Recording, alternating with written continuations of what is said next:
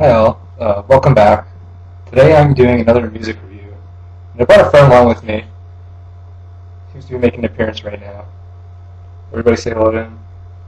Uh, Today I will be reviewing an album, well more so a release from Anathema, called Pentecost III and the Crestfallen. This release is not exactly a full-length album. What it is a combination of two different EVs that were released way back in the 90s. This is some of Anathema's earliest work. So, as you may know, Anathema originally had a singer named Darren White, and he sort of represented a doom death metal sound, as opposed to the more modern sort of progressive rock sound that they've adopted.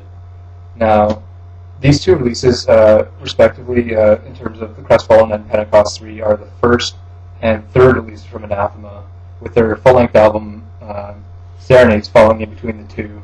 And I believe Crestfallen came out in 1992, and Pentecost III came out in 1995.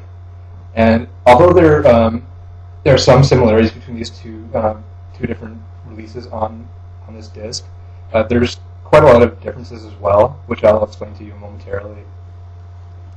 Now, Anathema typically had a doom death metal sound, meaning the doom metal guitars, sorrow-filled music, but the death growling to go on top of that. Not so much quite death metal style, but slower and more grudgingly sorrowful growling in their music. Now, I'm going to be talking about the Crestfallen EP first because although it's the second half of this disc, it's chronologically the first of the two releases.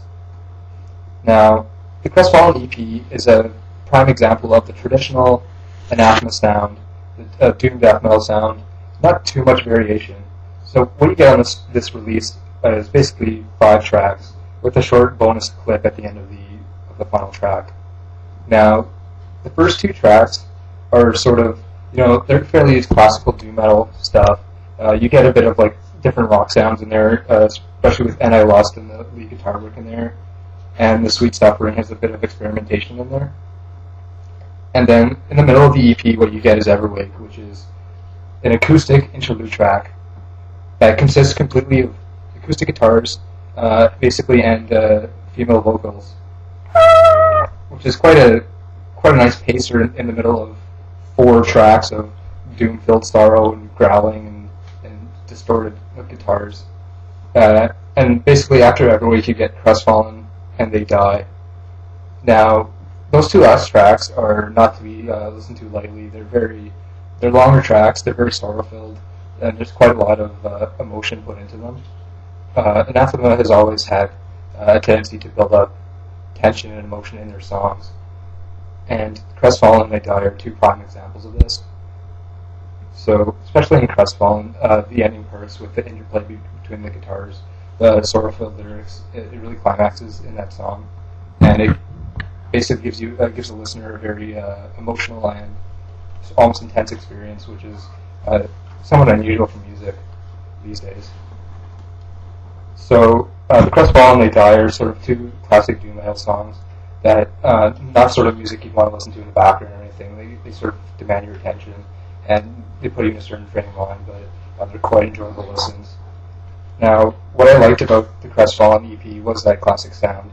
The guitars played very well together.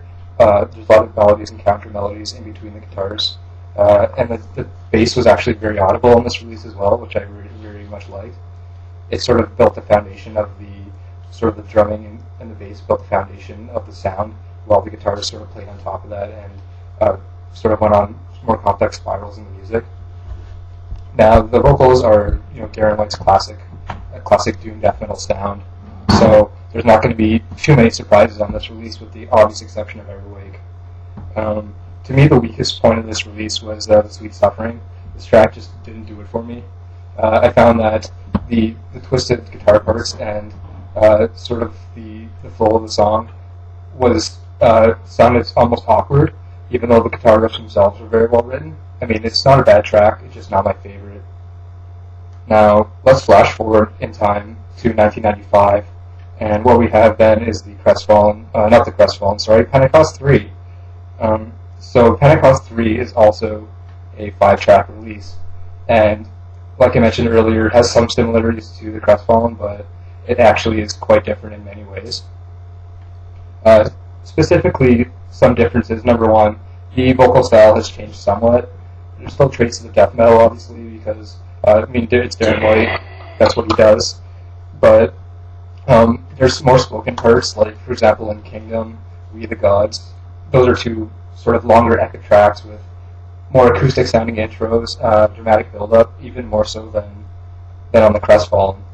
For example, looking back to the Crestfallen, dramatic build up happened through that classic doom metal sound, the thick guitars with the interplay, the heavy bass. But on Kingdom, the way it works basically is lighter sort of guitar parts at the beginning, spoken lyrics, and then it blasts you back into the metal stuff. So quite a lot of the Pentecost III actually doesn't even resemble metal whatsoever, but it still has that same classic doom vibe in it, but in sort of a different representation. So with Kingdom and We the Gods, you get those big epic tracks. Now with Mine Is Yours to Drown, this is sort of a shorter track. It's more of a rocky feel. It still has the same themes and lyrics as many of the other songs, like religion, sort of mysticism in it, and those sort of topics. And also on this release we have Pentecost III, the title track, which is basically an instrumental track. It's very well written, very clear and crisp guitar parts, which is sort of common through this release especially. Not typical doom sound exactly. It's more a clean and crisp sound, which is sort of very interesting. Now, Memento Mori, the final track on the Pentecost III release, is more going back to the classic doom death metal sound, which is not necessarily a bad thing. It is a little bit faster and a little more upbeat than, say, things on the releases on the Crestfallen. But it still shares that similar vibe, which you can tell. I actually don't have pretty much any beef at all with the Pentecost III. It's a very, very diverse, very rich, and very well-written release. So I think I might even prefer it slightly to the Crestfallen, just in terms of diversity and sort of forming a brighter and more interesting sound. So that's pretty much my opinion of this release. And it is a pity that Darren White did leave Anathema after Pentecost III, especially because it is one of my favorite releases from Anathema. So if you're a fan of the old classic doom death metal music, check out this release, Pentecost III and the Crestfallen. Also note that their first full-length album, Serenades, came out in between these two releases, and it's also quite a good release. I'd like to review that in the future. Thanks a lot for watching. Hope you enjoyed this, and have a good one.